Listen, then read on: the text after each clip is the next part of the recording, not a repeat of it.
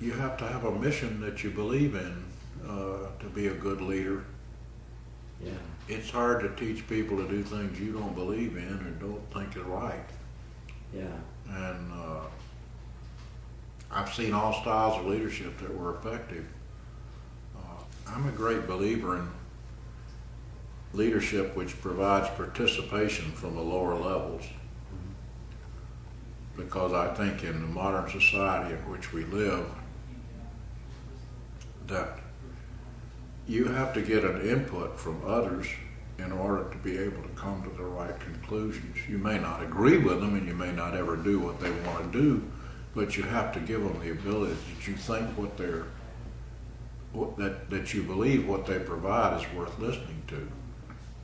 You know, we have suggestion boxes everywhere, but there's nothing in them. Why do you think that is? And the reason is you don't think we'll do anything with them. And so I tried to start a program in the Navy that was based on Edwards Deming's ideas that you reached out to listen to all groups to find out, because the people that are doing the work know what's wrong. Yeah. If you can get them to tell you what's wrong, you can get a lot better. Yeah. And so I thought that was very important to do that. Now you have to give up some power to do that. Yeah. And you have to be willing to respond to whatever they tell you to, even if it's, I don't agree with that, we're not going to do that, to let them know you've thought about it. You can't just ignore what they said or thought about. So I believe in letting people participate in management, because I believe a lot of heads are better than just one to do that. That's contrary to a lot of military leadership styles in reality, and do that. The other thing I think in the modern world that a leader has to find out how to do is how to communicate with his audience who he's leading. And when you look at an organization as large as the Navy, that takes some doing. And at the time when I was seeing, we really didn't have the mechanism to do that very well. I think it's improved enormously now. But how do you reach the audience, which is not only the sailor and the officer, the wives, the children of the people, and those people who are interested in the Navy? Yeah. Yeah. And that's a very important job. And the most important audience you have is the people in the Navy. So you get them to do what you want to be done, then you'll get it done. And but you need to tell these others as well, because they're interested in what's going on in the Navy. I would say that was my hardest challenge, was to be able to tell people what I believed, what I wanted them to do, because I didn't know how to reach them very well. So I think leadership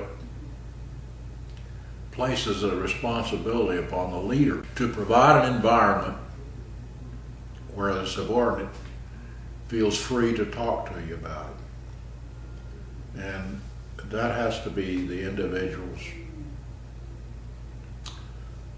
personality that helps him do that, or the individual has to make it clear that he wants people to do that. And it's the sort of leadership that doesn't shoot the messenger. When the messenger is always yelled at or always